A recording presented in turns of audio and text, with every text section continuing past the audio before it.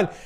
Hello, boys and girls. Welcome to the Tech Town Square. Your host, James Azar, Eddie Doyle. Hello. Fanfare for Eddie. I can hear it happening. Let me get pen and paper. All right, folks. Welcome to another episode of our weekly show, the Tech Town Square, a place where we discuss our opinions openly and we address technology, geopolitics, trending things that are happening, but we go beyond the narrative, meaning it's not just one narrative over the other. We're not trying to be both right or left, but we're trying to be really kind of even Steven here and be very centrist with our approach to today's episode, because we're going to talk about a few things. Obviously, we're 2 weeks from a presidential election. We have something that's been invented called the office of the president-elect that has never been done before. We have a president that hasn't conceded and continues to run the country, and I think rightfully so. A president doesn't stop being president just because of an election. Your term starts on January 20th and it goes until January 19th. That's your term, right? And so even if you're voted out, we saw Obama in the last month of his presidency, by the way, which was unprecedented at the time, but Obama made this precedent. Just saying, Obama made this precedent. There was a UN vote on recognizing territories within Israel as occupied, and the U.S. needed to veto that vote in the Security Council, and Obama didn't veto the vote. If you remember, that was about not even a few weeks before the new administration came on. And so when people rush to judge Trump, I'm just saying, Trump ain't doing anything different than what Obama did. And I know I'm not allowed to, speak bad about Obama and his 768-page book. That, by the way, that's part one of his memoirs. And that's bigger than the Bible. God didn't have stuff to say for 768 pages. But apparently Barack Obama does. Like, no offense, the guy's so full of himself. It's unbearable. And then we'll come back to centrist, ladies and gentlemen. Exactly. No. I mean, it's an honest opinion, though. If Trump wrote a 768-page book, no one would be praising him. People would be like, Well, they'd be like, what a narcissist. What does he have to say for 700? God didn't have stuff to say for 768 pages. Like, the entire Old Testament of the Bible doesn't equate to 768 pages. Too funny. What a great observation.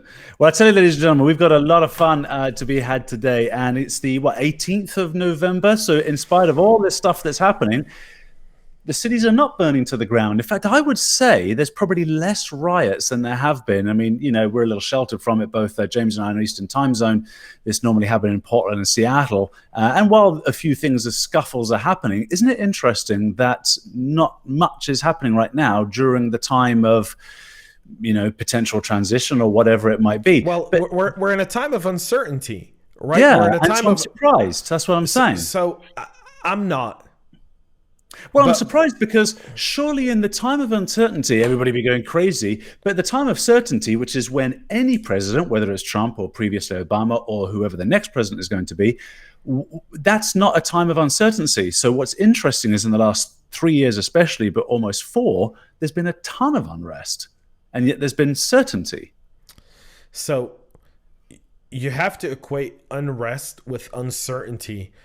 In our country, the unrest that's been happening over the last 4 years, the majority of it is just a bunch of spoiled middle to upper class white kids that want something to support.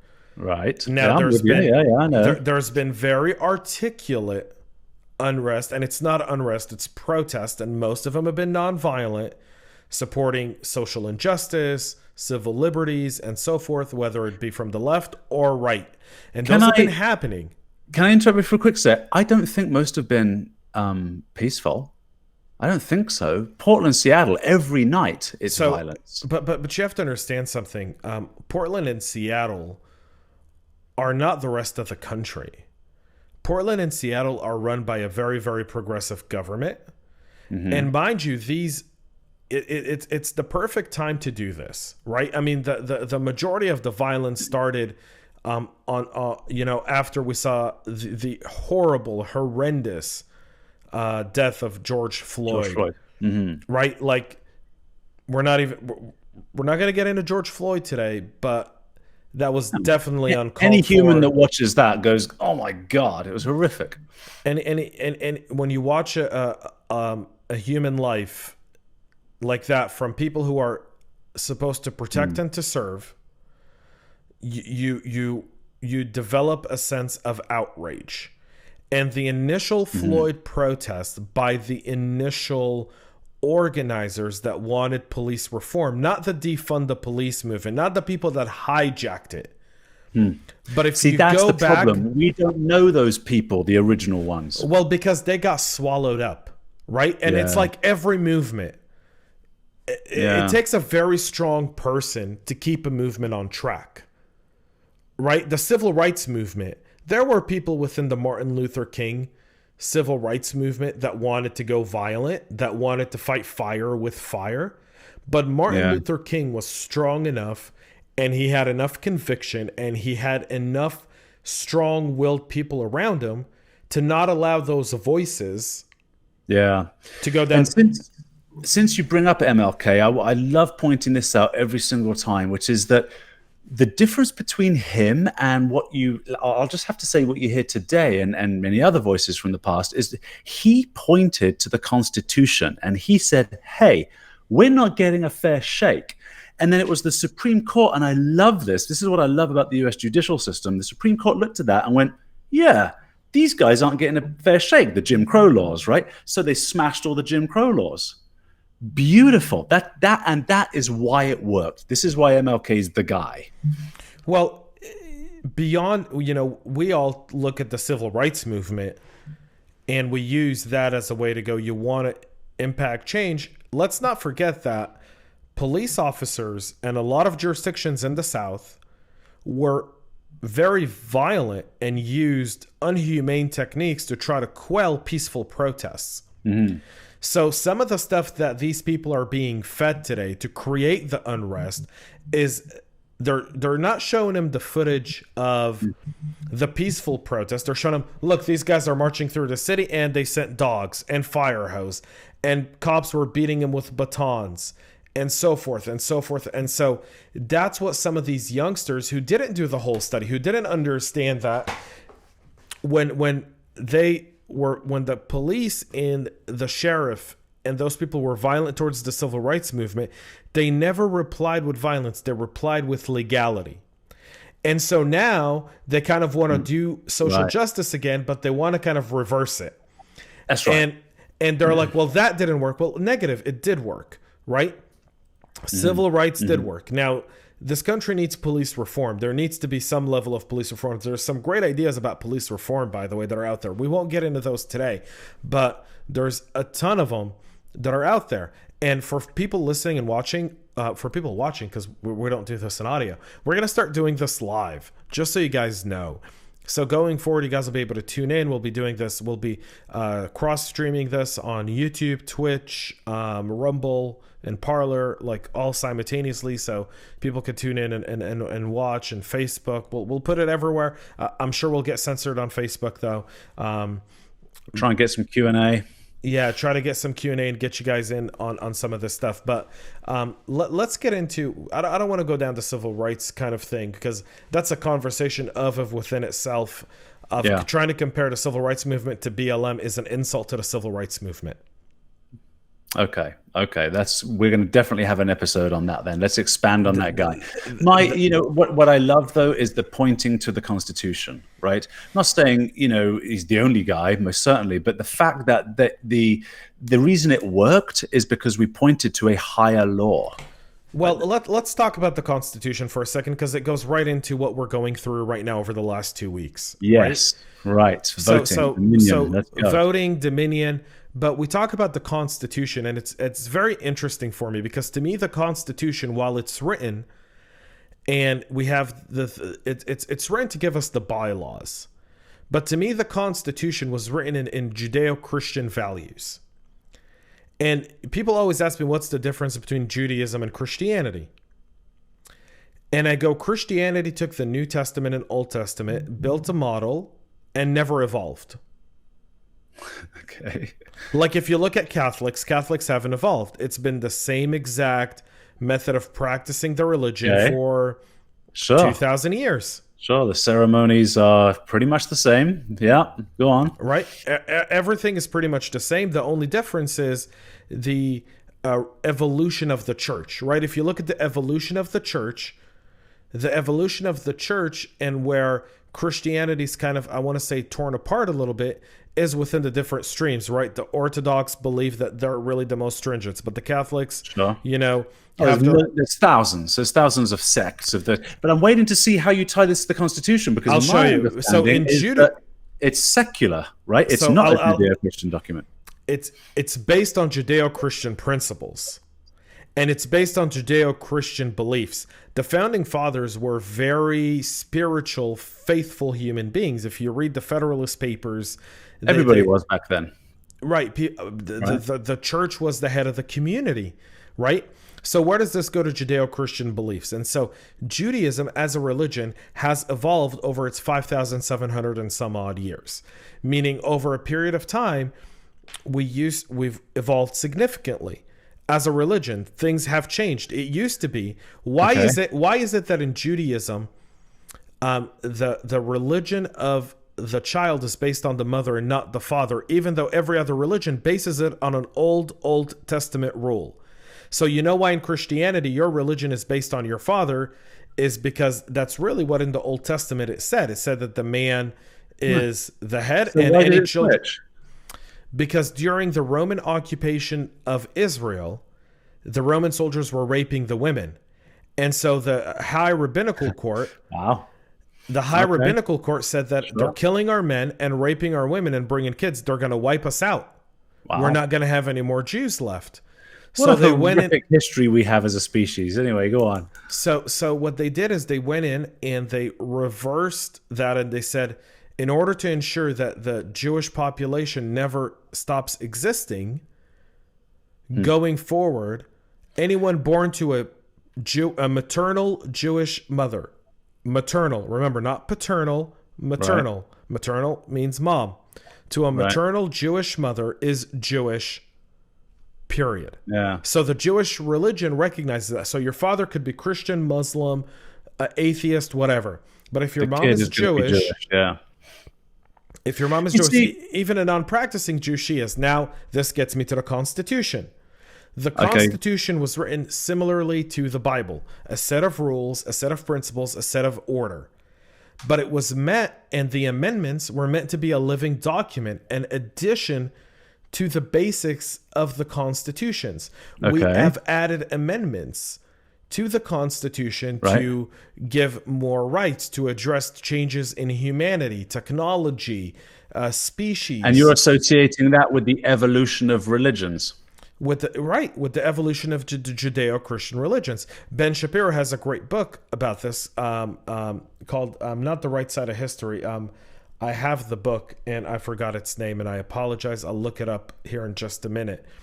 But why do we always forget the names of books? That's like a whole other topic. Let me jump in for a sec, because I've understood very much something almost the opposite. I've understood that you think about the history of my old clan, right, from the UK, steeped in traditions, steeped in religion, steeped in monarchy, dictatorship. Now, you got to give them credit. Birthed capitalism. Yeah, okay, the Greeks birthed democracy, but they gave it a good college try, and the Brits really yes, let's push for that. You had Oliver Cromwell, right? Now, where there was a group of people that said, we just can't break out of that. Let's just call it a glass ceiling of tradition, steeped in religion. We'll go start this whole new thing. Hello, United States of America. And we're going to separate church and state entirely. And that, to me, is why this country in record time became the superpower that it is today. Because we've freed people to just get on with life without the burden of arbitrary rules. Now, I love the fact that the Jewish faith changed their tradition and made it through the mother. there's a lot of, I would imagine religions evolve because secular law disciplines them, i.e., you can't be going around killing gay people anymore. That's not cool. Depending what country you live in. Depending on what country you live in, right? But you can't do that in the United States. You can't do that in Canada. Disciplined both Judaism and Christianity. Islam has not yet been disciplined. This is obvious. Some Islamic nations have. Turkey, up until Erdogan came through, was very open to gay. Turkey was a secular democracy until Erdogan came in and became authoritarian. Amazing how they can go backwards. It makes me a little worried, a little bit, because we're so far ahead, and I'm a cup 3 quarters full kind of guy. I don't think we'll go back, but there's an example right there, right? So yeah, Ben Shapiro's book, by the way, is The Right Side of History. I was right. That's the book. You guys should definitely listen to it. It talks about the founding principles. He does a great job of comparing the Judeo-Christian beliefs to the U.S. Constitution. And the development of the Western world and capitalism and the Western economy. And our Constitution is meant to be evolved. And here's where we get to dominion. And here's where we get to the fact that we have worthless politicians in our nation's capital that all deserve to be fired. All 535 of them deserve to be fired. I love it. Fighting words, man. Okay, all of them, and I'll explain why. Both Republicans and Democrats. Here we go, folks. I said I'm trying to be as even, Stephen. I know that in previous episodes I've very, very much expressed my own political views, but in this one I'm kind of going to give it to you with the facts. Here's the deal. It's about democracy, right? It's about our voting. It's about our freedoms. It's patriotic, regardless of, that's right, which side of the aisle. So here's the deal. Yes, there needs to be a change, a significant change in the way we run these elections. This has been happening for years. It's not new. The only difference about every previous time is that they weren't dealing with Donald Trump on the other side. Okay, yeah. Mitt Romney, John McCain, George Bush, Jimmy Carter, all of those guys. I heard Ted Cruz the other day say, why is it always that their side's cheating and we're not? And I'm like, really, asshole? Last year in North Carolina, a Republican congressman cheated, right? And a judge voided the entire election and made people vote again. It's both sides cheat. Let's start with that.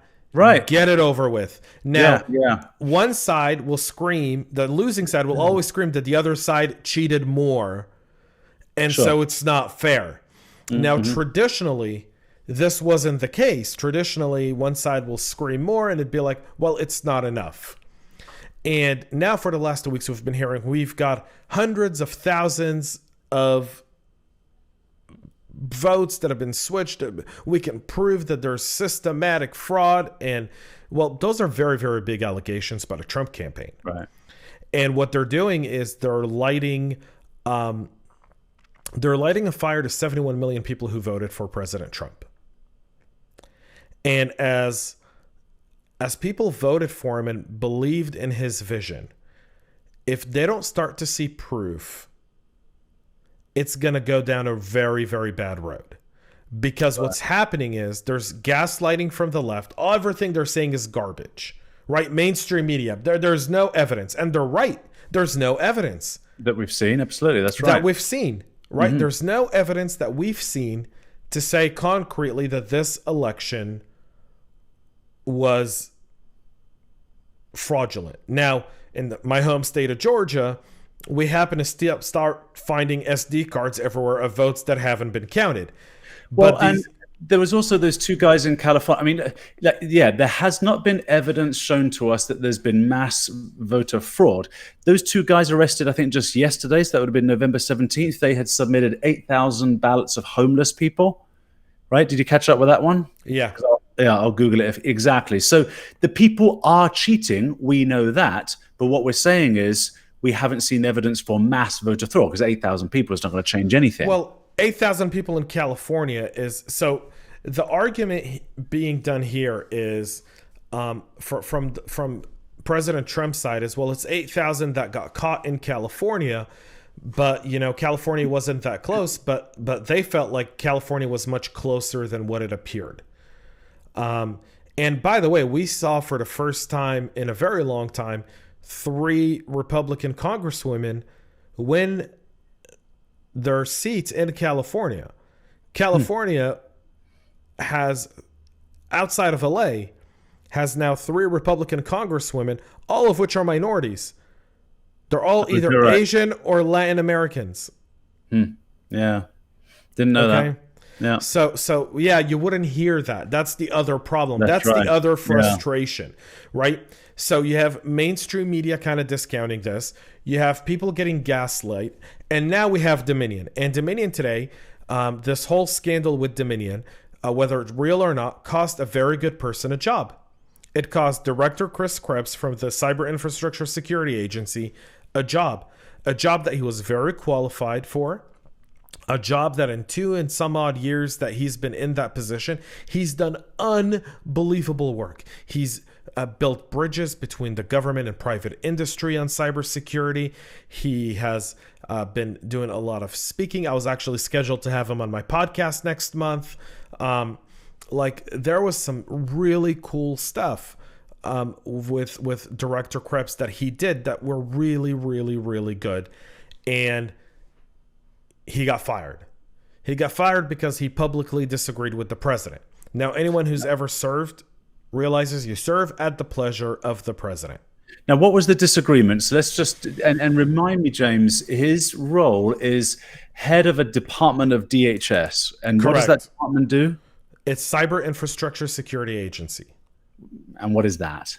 So they're essentially in charge of the cyber security and infrastructure coordination between the private and public sector across the U.S. So there, so that would be all your utilities, your fintech, right? Anything that's considered critical infrastructure. Right. So banking, utilities, anything that's water, gas, chemical, oil and gas, anything that's considered critical infrastructure, they are not in charge of, but they are their government liaison to help them deal with the threats that are coming from the foreign threat actors. It's a very big deal, that role, obviously, right?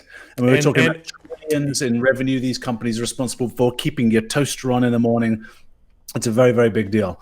And of course, there's foreign threat that is constantly, and these things are real. James and I are in cyber, right? Russian bots on our critical infrastructure network everywhere, right? North Korea, maybe. I haven't seen any. I'm sure there's people. I don't have official secrets at clearance.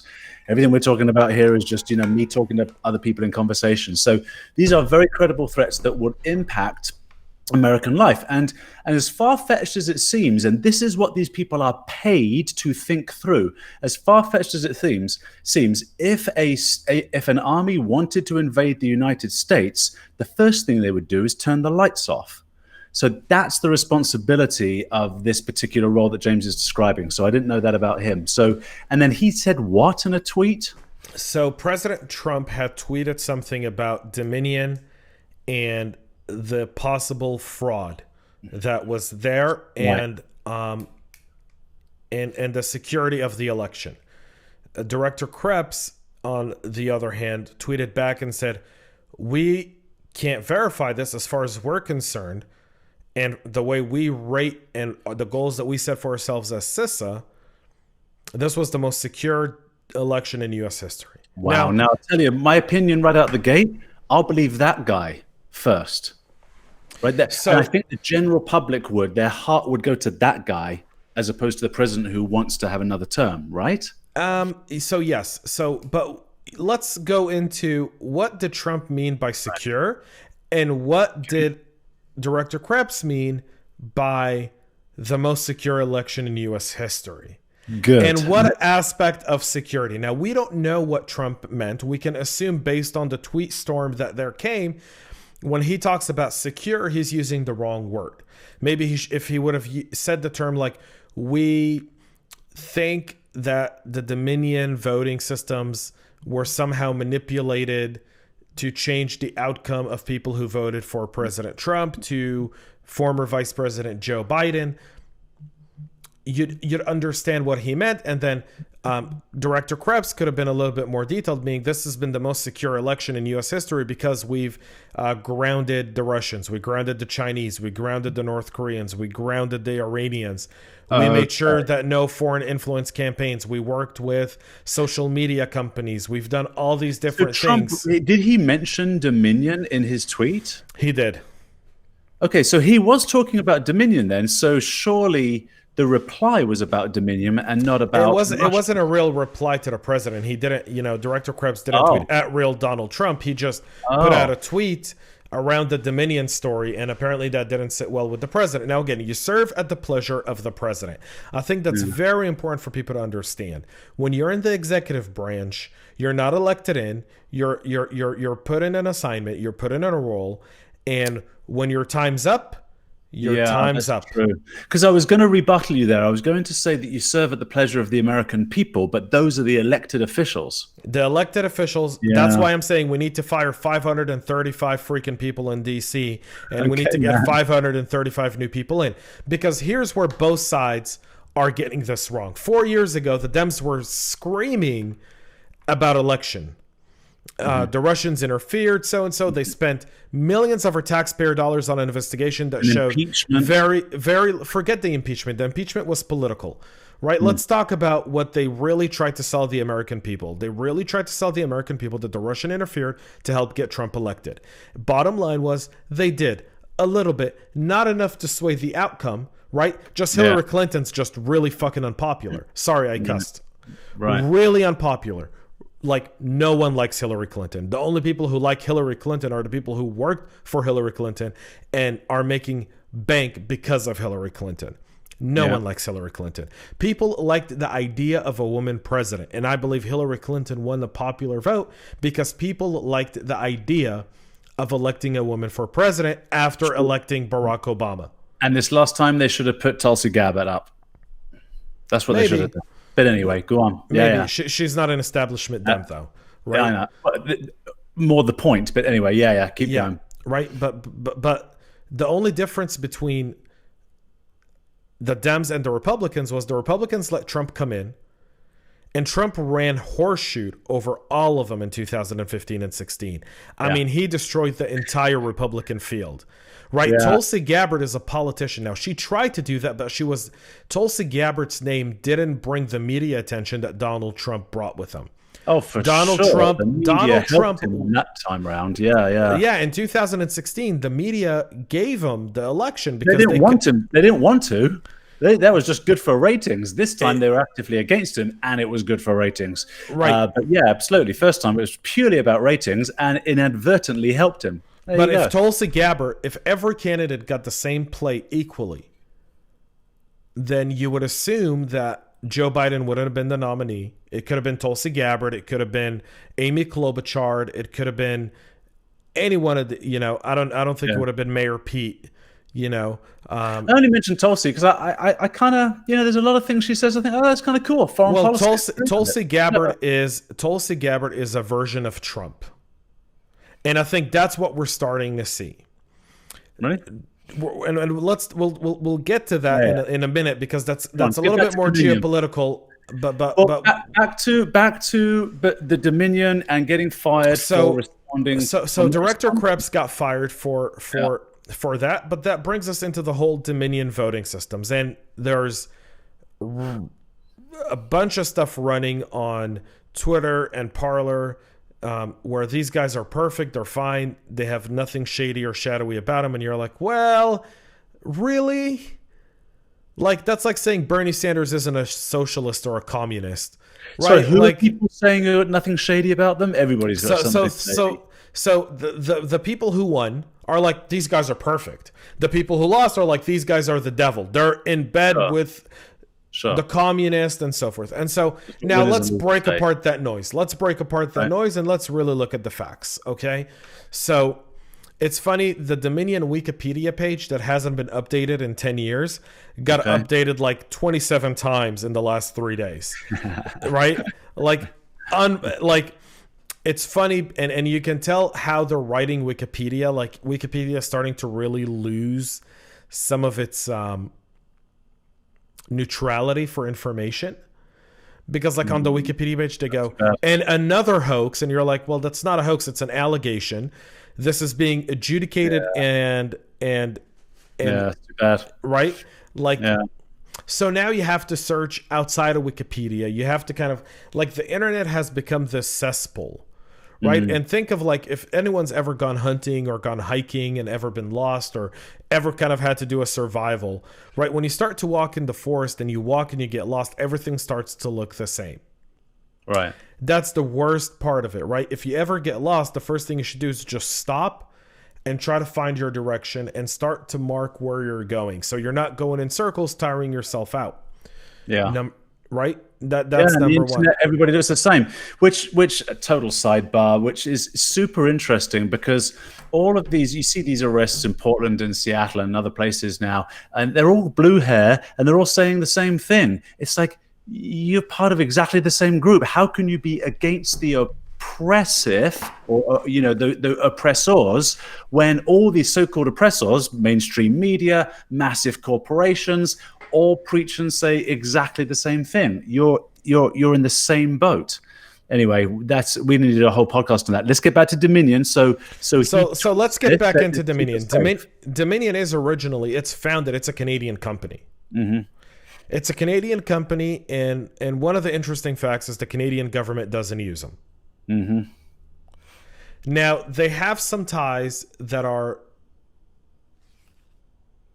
a bit problematic, but then their ties are problematic on both sides of the aisle. And that is to be expected of any company that's trying to win government work. You can't just be a democratic drone. Who are the investors? That's right. This is where you're going with that, right? So it's a very interesting aspect. So they're currently held by a company in 2000 and I believe 18. They made a move, and the company, this was July 16th. This is a press release from Dominion. Dominion Voting System announced that it's been acquired by its management team and Staple Street Capital, a leading New York-based middle-market private equity firm. Dominion Voting is a top provider of election tabulation solutions to government customers. Dominion Voting CEO and President John Paulus, and the managing director, his name is Huton Yagubuzda. And I'm sorry if I butchered his name. I do apologize to Huton. All right. So they're owned. In 2018, they were acquired by Staple Street Capital. Well, Staple Street Capital is a very, very interesting website. So one, they've obviously changed their website, because going to their website over the last few days, they've taken everyone's pictures down. No one's on LinkedIn from Staple Street Capital anymore, right? They've disappeared they've tried to wipe their mere existence. Luckily, there's search engines that and history. I mean, it's online forever. Correct. Yeah. And so there's some aspects to Staple Street Capital that's very interesting, because these guys come from a big private equity. So both of these guys come from the Carlyle Group, which is a very big private equity firm, the Cerebris Capital Management, another large private equity firm that owns a lot of companies across a lot of different industries, and they formed Staple Street Capital, and they started acquiring and kind of, investing and buying companies. And Dominion Voting System in 2018 was one of those. So Dominion Voting Systems is a company that's headquartered in Canada, but it has its U.S. headquarters in Denver, Colorado. Let's break down for people too, what is it the Dominion Voting System does? So this is simply a database that tabulates. Correct. I think I got that right. Right. It tabulates the votes. So essentially, you put all the ballots into a machine. The machine says all of these votes are counted. They then go into like a memory card, and then the memory card's inserted in this machine, and this machine tabulates the votes for real-time reporting. Let's break it down just a little bit more. So all of the pieces of paper, the cards go in the machine like this. the machine must use an optical recognition scanner, I would imagine. So on the card, you've got Trump, Biden, and then all of the other laws underneath for the state, etc. And this machine must be able to flick through this thing. And I think it's an ORC, isn't it? Optical recognition. It is. One, yes, it is. But number two, it's not multiple pages. When I live in Fulton County in Georgia. I voted on a Dominion voting machine, right? It printed out my ballot. My ballot was one page. Right, and I entered it into the scanner, and it scanned it, and my vote was tabulated right then and there. Okay, so it scans one page at a time in the machine. Well, you don't get more than one page. Every ballot is one page, and regardless of its size, right? So when you're voting on the touch screen, you're voting, okay, I'm voting for president, I'm voting for Senate, I'm voting for Congress, I'm voting for state representatives, state senators, commissioner, everything else that's down ballot. So the machine sucks that information out automatically. That's where it's actually getting the information, is from you touching the machine. I touch the machine, I vote, I then review all my votes, I then print my ballot. So then I get a one-page A4 page that's printed. Okay. And it shows me all my votes, and my votes will say who I voted for. But has the machine remembered that? So is that where the machine's getting the data from you? No, the machine then scans that paper document, and that's how it gets its results. Now, the paper document doesn't have who you didn't vote on there. It has only who you voted for. So for president, I voted for so-and-so. For Senate, I voted for so-and-so. And that's how the machine recognizes the votes, right? And so, so that's how Dominion operates. Now, they tabulate votes. I want to say this as a preface, as a technology guy who's built software, and as a cyber guy.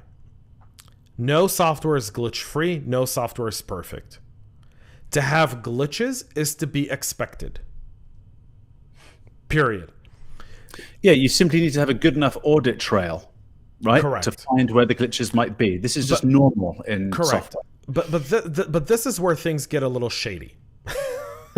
This is where things get a little crazy. So let's kind of go into this. There's a few sources I refuse to recognize as being reliable. USA Today is one of them. Their fact check is absolutely false. I've been able to debunk it multiple times. So since the 2016 election, this is an article from heavy.com. It's very bipartisan. It has both sides. I found it to be the most articulate piece for our discussion today. Okay. Dominion and other large voting firms faced increased congressional scrutiny. They spent $150,000 a year on lobbying. They have 7 lobbyists that work for Dominion on the Hill from one of the major lobbying firms. They've donated, the lobbyist firms have ties to Georgia Republican governor here in the state of Georgia, to Nancy Pelosi, as well as to Mitch McConnell and several others. It's also worked with firms that have been tied to George Soros, Robert Mueller, and different parts of China. A former ambassador named by former President Barack Obama sits on the board of the company that acquired Dominion in 2018. So on the board of the Stable Street Group is a former Obama appointee as well. So Staple Street Capital. So just to be very point blank. Now here's where things get a little shoddy. Here's where you can understand why it's being questioned. Every single battleground state where we have misunderstandings, where things just don't add up, is the states where they all use Dominion technology for their voting. Meaning North Carolina, Nevada, Georgia, Michigan, Arizona, Pennsylvania. Okay, and was Dominion also not in other states at all, or were they? So it was in 20 other states as well. Oh, okay. 28 total states use Dominion, right? Okay. But the chances are, but 22 other states don't, and in those 22 other states, there's no issues, And of those 22 other states, was it sort of a mix of Biden, Trump, or what? Were they all Trump, or what was it? So of the other states that were using Dominion, I don't really, from my One. understanding, is Yeah. it seems fairly uneventful. Meaning, if Okay. let's say Dominion is used in New York, no one thought Trump was going to win New York. So the fact that Trump lost New York doesn't make anyone look at eyebrows and go crazy. But these states, North Carolina, Nevada, Georgia, Michigan, Arizona, and Pennsylvania, are battleground Sure. states.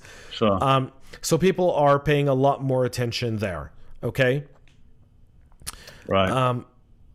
So the Dominion voting software, according to some reports, according to some studies, and this is from the Penn Wharton Public Policy Initiative, said that the industry has a two-tier structure with three top-tier vendors: ESS, which is Election System and Software; Hard InterCivic; and Dominion Voting System.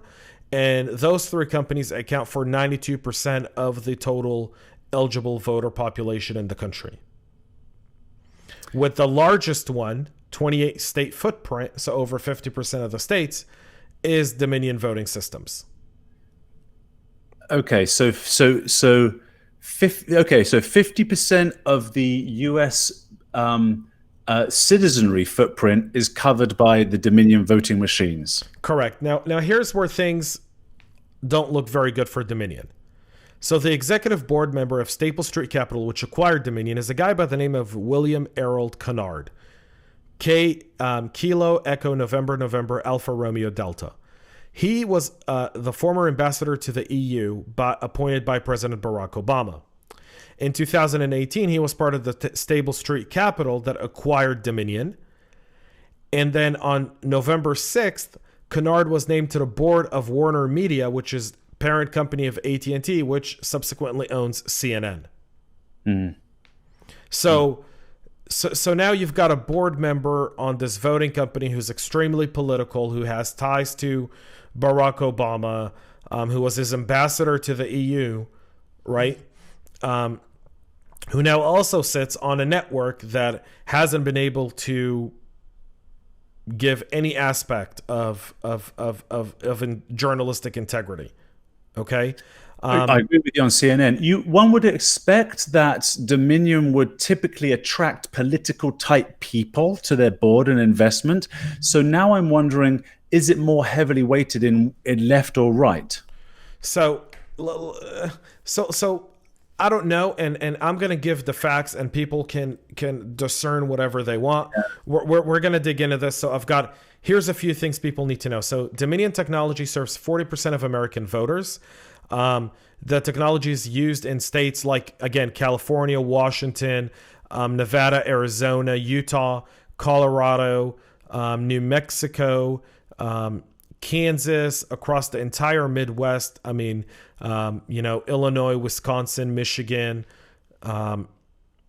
Ohio, so Georgia, Florida, Louisiana, and so there are Louisiana and Mississippi, a few places in Texas, very, very seldom.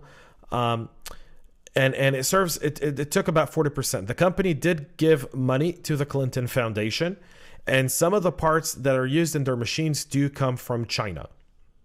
Okay, so I'll tell you what, right out the gate, if you're a political voting machine, it would seem so bloody obvious that you would never donate to any political or former political candidate, because it will only taint you. It will only taint you. I mean, if you want to donate money to wildlife or something. But they're donating money for influence, right? How do you get more states to use your technology? You do that, right? But right out the gate, you do that, and you're going to be forever tainted on discussions like the one we're having and the one Trump's having. That to me, it's like, wow, really. Anyway. Yeah, I find that completely bizarre. So John Polis, who's the founding president and CEO of Dominion Voting, and has been there since its inception in 2000. Okay, he co-founded the company with a gentleman by the name of James Hoover during a previous business venture in Silicon Valley, where together they established an ambitious goal to build a voting system that was so transparent even the most skeptical critic would have confidence in its accuracy. Someone from his marketing team wrote this. So both John Paulus and James Hoover come from Silicon Valley. James Hoover is the vice president of product line management, and he's kind of in charge of the technology. Both of them studied in universities in Canada. The company Dominion Voting Systems has a web of links to companies tied to Washington power players. And I'll explain, and let me break these down for you. I'm going to source everything I see here, folks. And then again, this is from a great story on heavy.com that you're all welcome to go read after this if you're still interested. So in 2014 State of California document indicates that Dominion's agent of record at the time was Boston lawyer Michael Bevilacqua of Wilmer Hale. Former special prosecutor Robert Mueller worked for that firm. Dominion earned $44 million in 2012, according to the forms, and it lists its addresses for manufacturing and development as Toronto, Belgrade, Serbia, Denver, Plano, Texas, and Baldwin Park, California. A 2020 filing lists its registered agent as Cogency Global in Florida. Its directors were listed as Houghton Yagabusa of Staple Street Capital, Stephen Owens, also of Staple Street, and Benjamin Humphreys, also of Benjamin Humphreys is not sure who he's related to. Both of them have ties to the Carlyle Group, which is a very, very big private equity firm with lots and lots of ties and so forth. So the New York Times reported in June of 2020 on the issues in the Georgia primary. There were issues in the early primaries here with Dominion, and the company had to replace 20 components for 30,000 machines in Georgia prior to the Georgia primary, calling it a very low number of a statewide voting system rollout across 159 counties. 159 counties, divide 30,000 by 159 counties. I don't think that's a low number at all. Right. So hang on. How many voting machines you said they had to be replaced? Is that what you said? So they had to replace 20 components for 30,000 machines in Georgia. So let me do the math. I got my calculator here. What do you want me to do? So 30,000 divided by 159. 159. So 188. So they had to replace how many out of a 100 and well, they had 30,000 machines, so they had to replace 20 components and 30,000 machines. 188 machines per county. Yeah, that's quite a bit. That to me is a little bit more damaging. I mean, you know, the Carlyle Group, the donation to the Clinton Foundation, all the things I think are egregious, don't really quite give me a smoking gun. But having to replace machines, and I'm assuming, or do we know, that this is, you know, in the week run-up or whatever it might be? Because, look, you know, James and I, being in cybersecurity, we spoke a little bit earlier about critical infrastructure. Yeah, critical infrastructure is engineered to 9 nines availability. So nines of availability equates to this, and I'm going to screw up the math a little bit, so forgive me for that. In the early days of IT type stuff, you engineered things to 3 nines availability. 99.9% of the time, it's going to be available. It's going to be up. It's going to be running. It's going to be working. Okay, 99.9% of the time. That's a lot. But then industry, especially critical infrastructure, keeping your lights on in your house, because that saves lives, air conditioning and heating, right, has to be engineered to 4 nines availability. So that equates to something like, and again, I'm going to balls up the math here a little bit, on a regular work week, I think it's something like 4 minutes of downtime a week. 24/7, it stretches to quite a bit. I think it's something like several hours. But then you get 5 nines availability. You can actually manufacture things to 9 nines availability, which equates to seconds of downtime a year. All right, so that level of engineering and capability has been in the marketplace for a long time, a very long time, before the internet, right? Electricity, because electricity can kill. So we're very careful with that, engineers are. You would have thought that if you were manufacturing a machine to, you know, I don't know, count the election results of the most powerful country in the world in the heart of democracy, that you could engineer this thing to a few extra nines of availability. Right. So I'm surprised to hear there's this much change out. Presumably a few minutes before the election. I don't know. Maybe this was a month. But you would put it this way: the Navy SEALs train for 6 months for an 18-month deployment.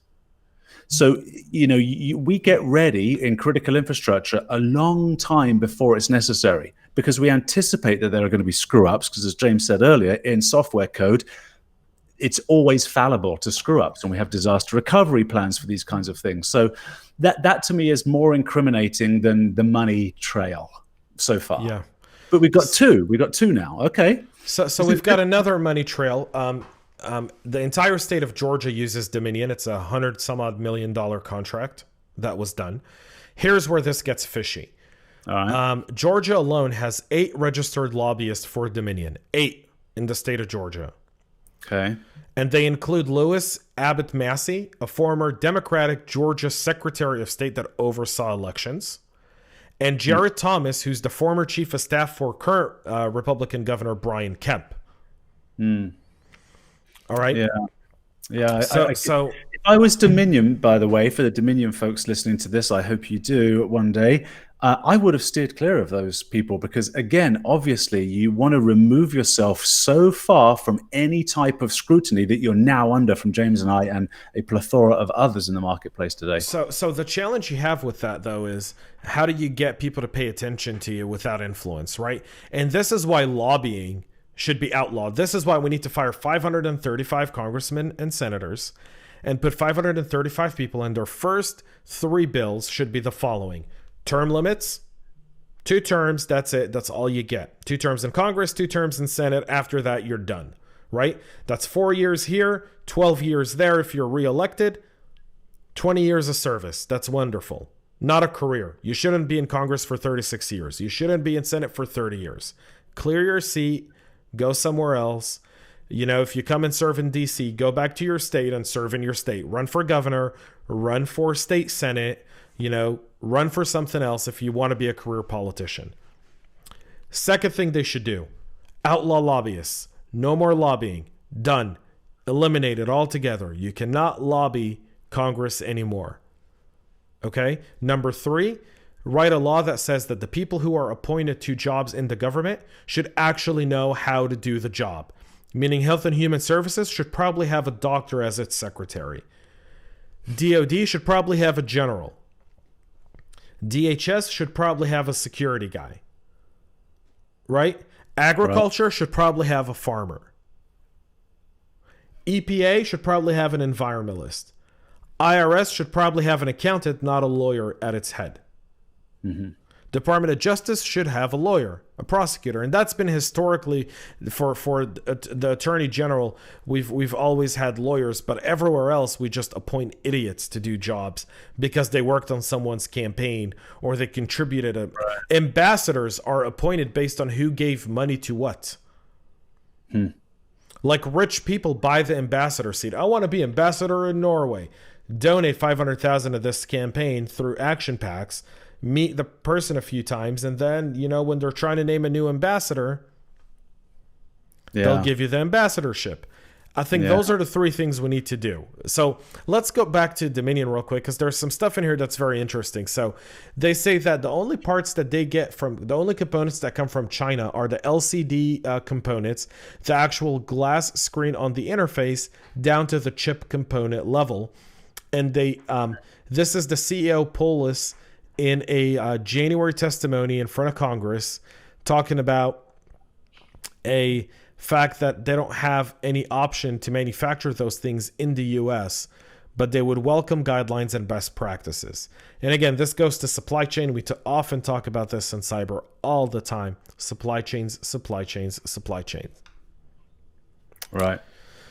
So there's more stuff here. According to Bloomberg, Dominion Voting Systems hired a high-powered firm that includes a longtime aide to Speaker Nancy Pelosi. Dominion's first ever lobbying firm is Brownstein, Harbor, Hyatt, and Schreck. Nadam El-Shami, Pelosi's former chief of staff, is one of the lobbyists on the account. What was the Pelosi connection? Her former longtime aide, a guy by the name of Nadim El-Shami. Okay. All right? Yeah. You've been doing your research, man. This is there's a little bit of smoke here now. Well, so the lobbyist also gave Mitch McConnell's campaign $2,000 in March. So let's just be clear that, yes, they have ties to Pelosi. One of their lobbyists is a former chief of staff to Pelosi, but they've also given money to Mitch McConnell. So, Right. so I mean, if they're trying to cheat and play the system, they're playing it well. They're giving money to both sides, right? They've got lobbyists on both sides. So they're playing it well. So let's keep going here, because there's stuff that's very interesting. Where we predominantly see the problems in this specific election all come from Dominion software. So that's why they're in the headlight.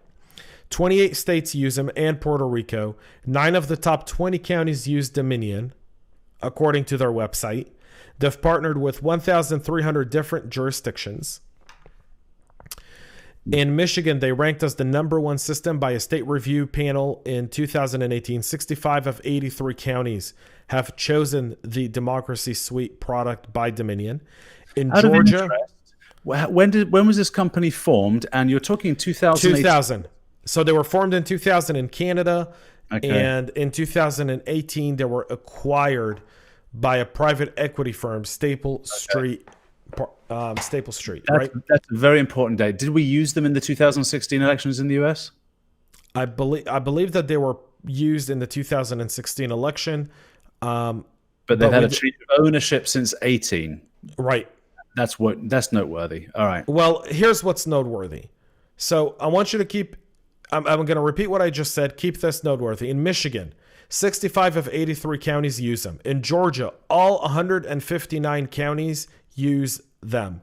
And we're starting to find irregularities in all kinds of counties in Georgia.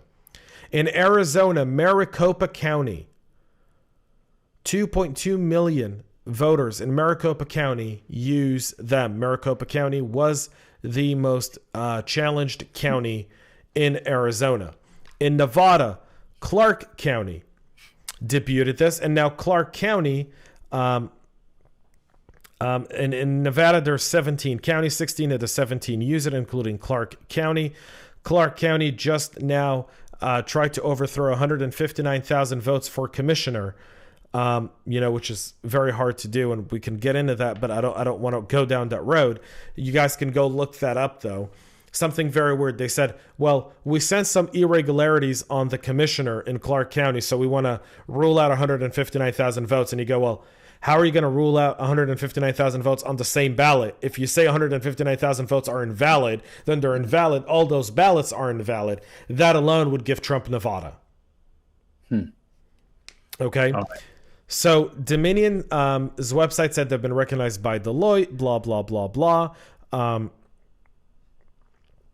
Dominion claims that vote deletion and switching assertions are completely false. However, that has been proven to be incorrect, simply because in Michigan, Dominion, in one state Senate race, a Republican contender conceded because he thought he lost, only to find out later that the votes were misappropriated and given to his contender, and that he had actually won by over 1,000 votes. So and now that he's conceded, is he allowed to go back, or is it done? Yeah. No, it's done. He went back because he was the real winner. Okay. So he went to sleep thinking he lost. He had conceded. Then he wakes up in the morning and he gets a phone call and says, "Oh, by the way, your concession doesn't work. You actually won the election." And so now Sidney Powell, who, for those who don't know Sidney Powell, she is a dynamite. She represented Michael Flynn. She was a U.S. attorney, just a very, very sharp person. On Lou Dubs, she came out and said that she's made serious accusation against Dominion. Dominion claims that what Sidney Powell said was not correct. And here's what Powell said. And I'm quoting Sidney Powell here from her show on Lou Dub's program. This is available on YouTube or Rumble. You can go watch it there. "I can hardly wait to put forth all of the evidence we have collected on Dominion. starting with the fact that it was created to produce altered voting results in Venezuela for Hugo Chavez, then shipped internationally to manipulate votes for purchases in other countries, including this one. It was funded by money from Venezuela, and Cuba and China has a role in it also. We have staggering statistical evidence. Dominion did respond to this, and here's their response. The gist it has that some enormous claims appear to be conflating Dominion with a different industry company called Smartmatic. Dominion is not and has never been owned by Smartmatic.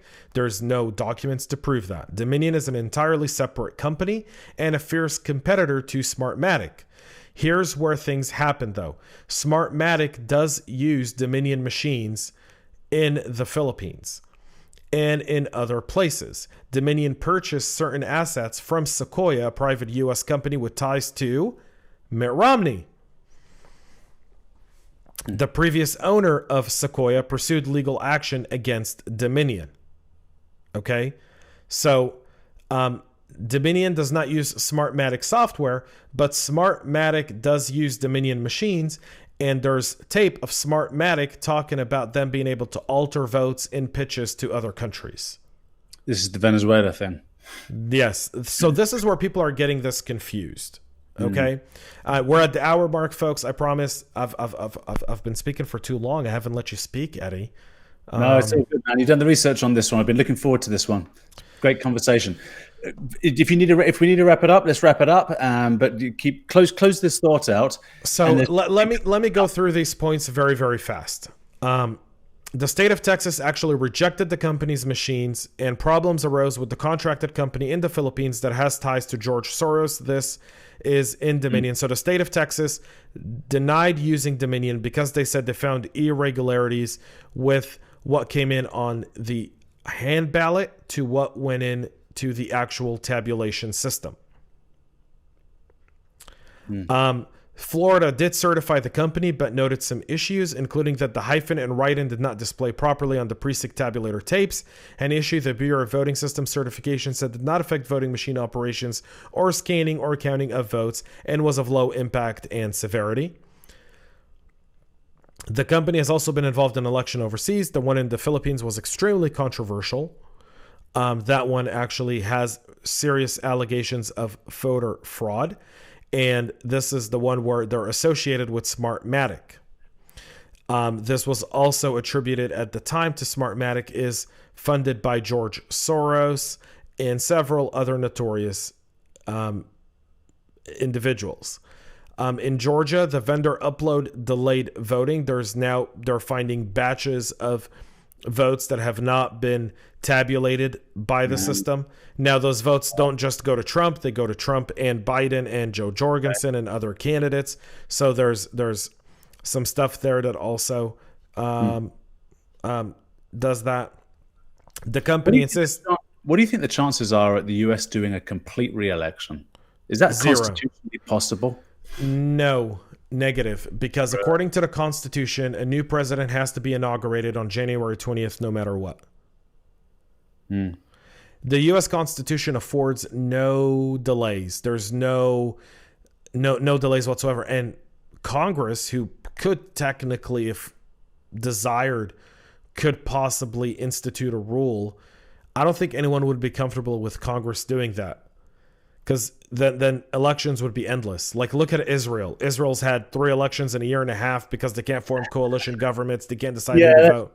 That's true. We don't want to go down that route. But I tell you what, with this kind of information, it's always going to cast a shadow, right, over this 2020 election. Always going to cast a shadow, no matter how much the courts did. And we'd have to let the courts decide. And the courts have to have the courts have to be given the raw data. And then the press, which they won't, need to do a brilliant job of disseminating it to the people so that there isn't unrest. None of that will happen, of course. But there we are. This is what needs to take place. Or you just do a full re-election. So here's the deal. There's a few more points on this. I'll link this story, by the way, folks, to the description of this show. So when you're watching us on YouTube, if you just hit the arrow, go down, you'll see the link to this article so you guys can read it. I'll want to summarize this, and let's have a constitutional debate here for the next 10, 15 minutes, and then we'll end. Okay, folks? Here's the deal. All right. There's nothing in the Constitution that allows for a revote. The Supreme Court, and this is where this is going. So people are now, mainstream media is like, Trump's getting knocked out. The news is slowly closing in. We're going to swear in Joe Biden on January 20th. I wouldn't be so sure either. All right. Very interesting. States are starting to certify elections. There's some states that are certifying, and then they have to appoint the electorals, and the Electoral College votes for president. Trump and his legal team now have challenges in Nevada, Arizona, I believe, Michigan, Pennsylvania, and Georgia. Trump needs 3 Hail Marys to win. Is that it? On the Electoral College? Well, he needs to win 3 of his legal challenges to become president. Doesn't sound like a lot. It's a lot. It's a lot. He needs to take Pennsylvania, Arizona, Michigan, and Georgia. You mean the gap in the vote is a lot in all 3 of those for him to be able to overcome In Pennsylvania, it's 70,000 votes. I believe in Nevada, it's about 40 or 50,000. In Arizona, it's about 10 or 15,000. In Georgia, right now, it's down to about 10,000. And so, yeah, he's going to need to run the tables. Now, here's where his legal team is optimistic, and why. If they do have the proof, and this proof is released, and it shows that the Dominion software had glitches, and it shows that votes were transferred. And folks, there's an audit record, right? Anything technological, there's an audit trail. We know when stuff has been done. Now, there's ways to delete it, but then when you delete it, it'll show an anomaly. Delete. Yeah. Right. It shows an anomaly in the data, and anomaly in the data is problematic. Now, can you switch that data? You can. The question is that really going to hold up in court? Right? If there's widespread voter fraud, we can expect that to be taken to the Supreme Court, and this is where it will be in the Supreme Court. Right. Yeah. Okay. This will end up in the Supreme Court, and I think we have an issue here. Hang on. Did your screen go blue? It didn't go blue, but it just froze for about a good 45 seconds. And let me just do a speed test. Keep chatting though, because we might still be going here. Well, we're still recording. Really we're still recording on my end, but on my production screen, my face froze, which means you're hearing my audio, but you're not seeing my video. I am going to reboot this. I've got like 500 megs, so I'm good for speed. Yeah, I'm good for speed too. This is a switcher issue with the new Safari. Hang on, I got kicked out. So, folks, if you're listening, there we go. That shadow, beautiful. There you go. There we are. Yeah. So you were saying that, right? So there's a 70,000 vote difference in Pennsylvania. That's pretty big. Where else? He's got to run the table. Now, let's get into this constitutionally. The Supreme Court will not decide who the next president will be. If there's real actual proof, and the proof doesn't have to be 100 votes. It's got to be enough to overturn the election. Right. Then the Supreme Court would send this to the state representatives to certify the election and vote who their electorals are going to vote for. And in Michigan, the state representative is predominantly Republican. Same thing in Pennsylvania. Same thing in Nevada. Same thing in Georgia. So this is where what they're hoping is that they want to gather all the evidence to show that there's not only been a fraud of 10,000, but a fraud of 50,000. And then at that point, the Supreme Court will say, well, hey, state of Georgia, they have the proof. Here's the proof. It's up to you to decide what you want to do. And then the state representatives, the state Congress, essentially, will vote on how to appoint the electorals, because that's how it works.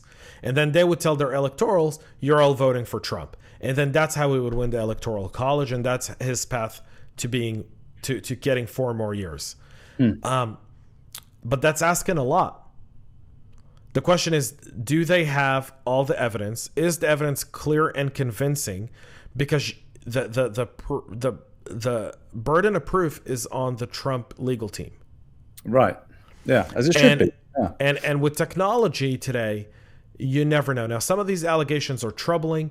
I think that's why I said very early, we need to fire 535 people and hire new ones.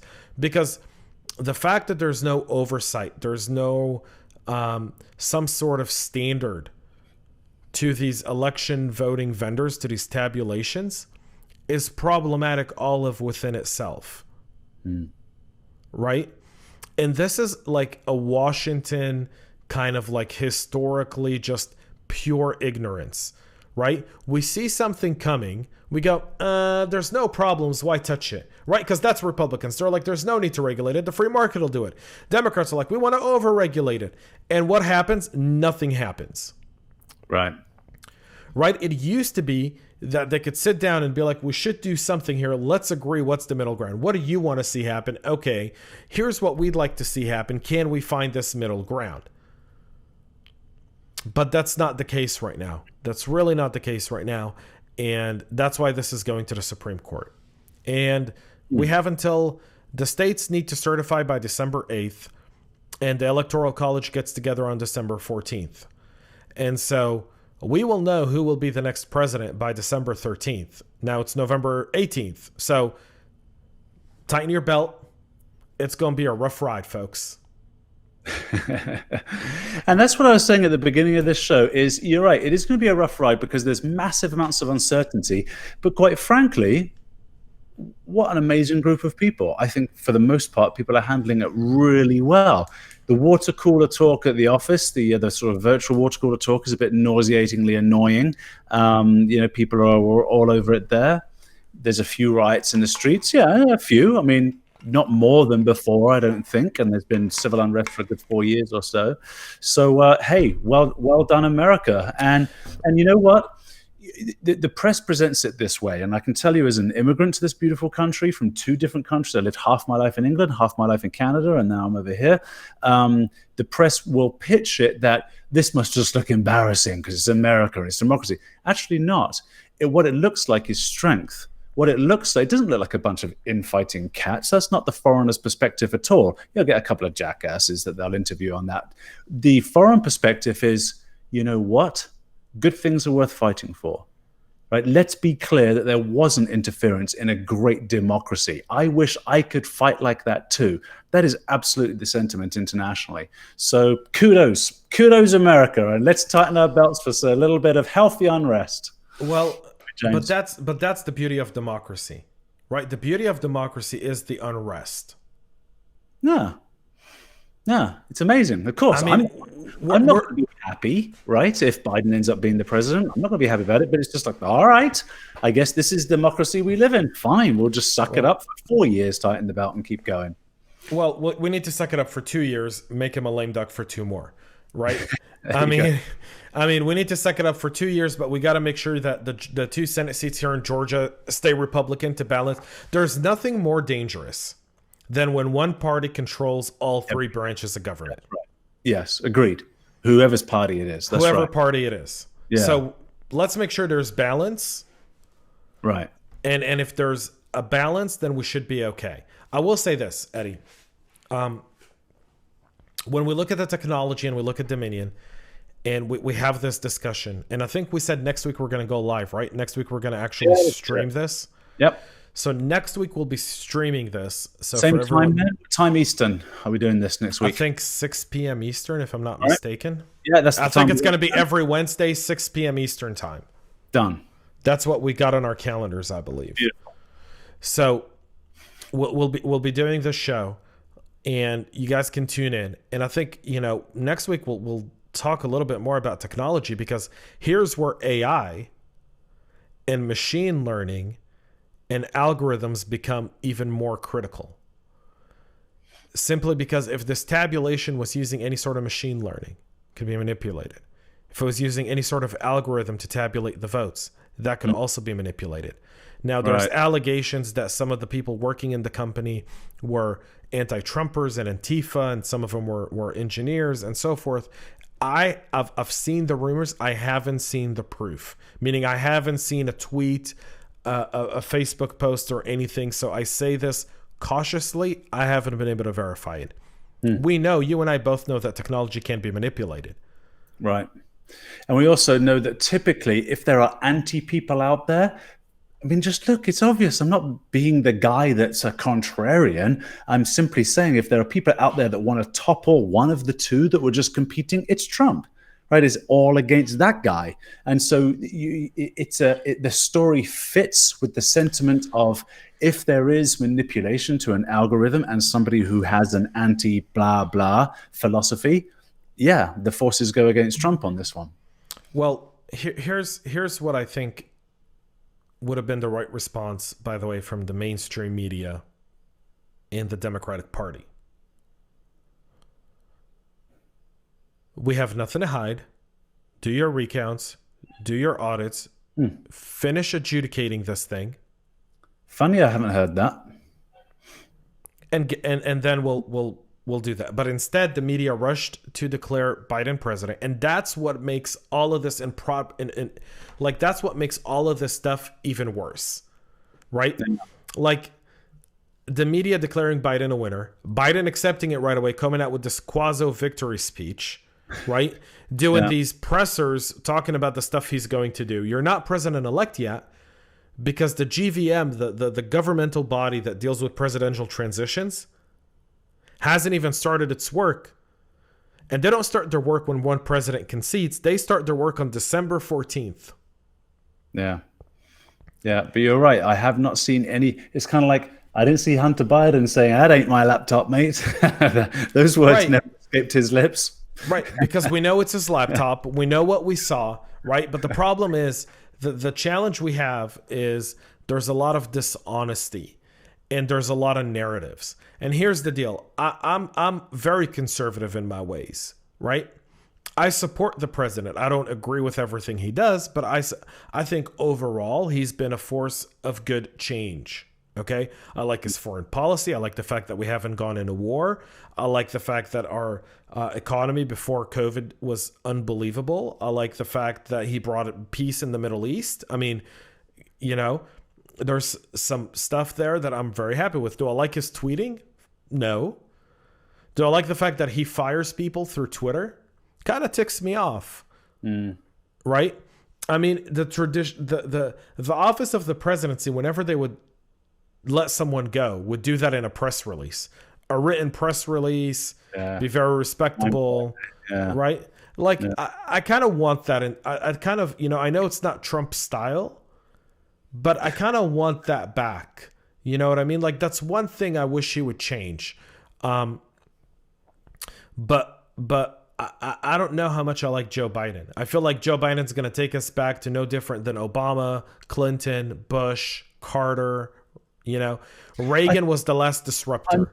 I'm sorry, I think worse. And the reason I think worse is because, you know, Biden's been trying to become president for 30 years.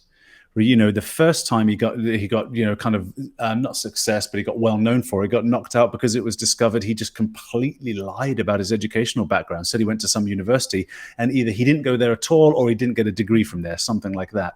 So this guy's got a track record of lying for 30 years. Now, yes, there's lots of lies on the Hill. I get that. But I think that, to your point earlier about making terms for politicians, brilliant, because anybody that's been in this game for 40 years owes a lot of favors. That's what I'm afraid of. I'm afraid of all of the deals. Well, he's already today. So here's the deal. The Democratic Party is going to explode all of within itself within 6 months if he becomes president.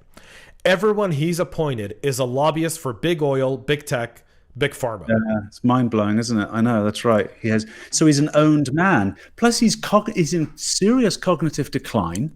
The president of the United States, potentially, in serious cognitive decline, owing all those favors. He's an owned man. He's not going to do what he wants.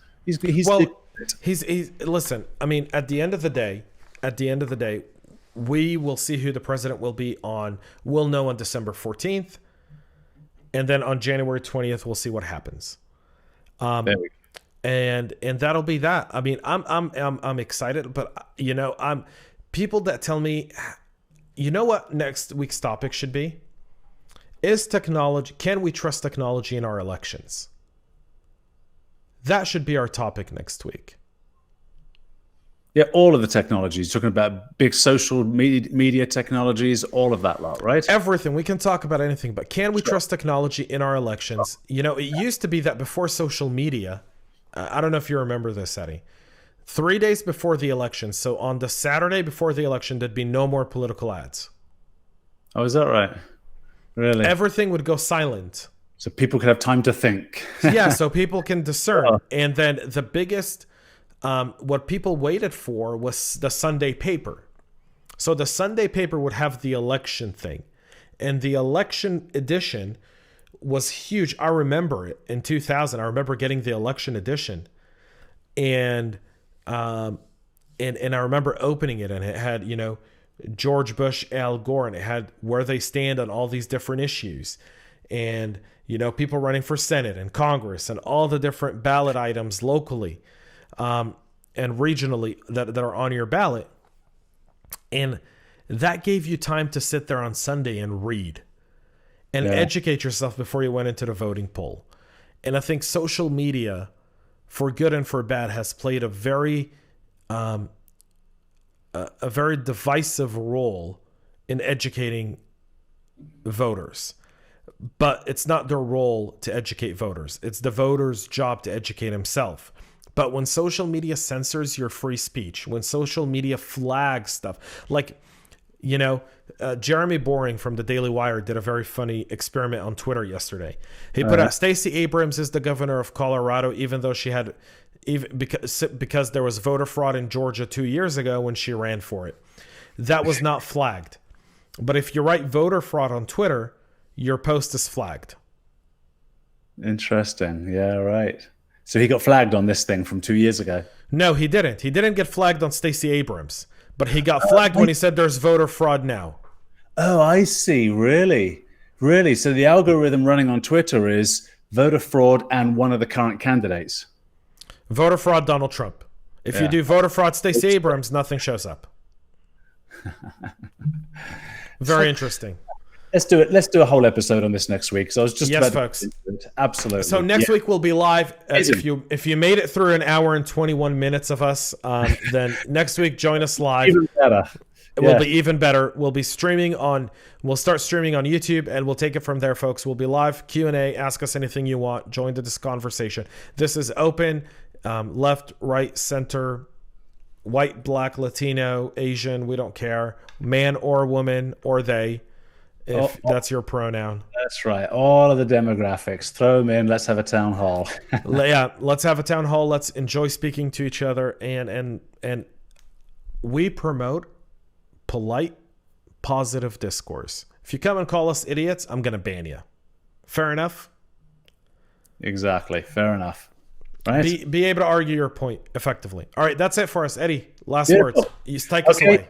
Hey, that's it. You know what? This is actually, just remind yourself that this is actually a reflection of the fact that we are experiencing the greatest of democracy right now, right? When democracies are at their most contentious and aren't breaking out in civil war, that's proof. That's the point, right? This is the whole point, is that we're able to have civil discourse while living through the unknown for a temporary period of time in a democracy, and then half of the country living with unhappiness and half the country with jubilation, I suppose. Good luck, everybody. All right, folks. All opinions expressed in this podcast are our own and do not reflect any company we work for or with. That's it, folks. See you later. All right. Bye-bye.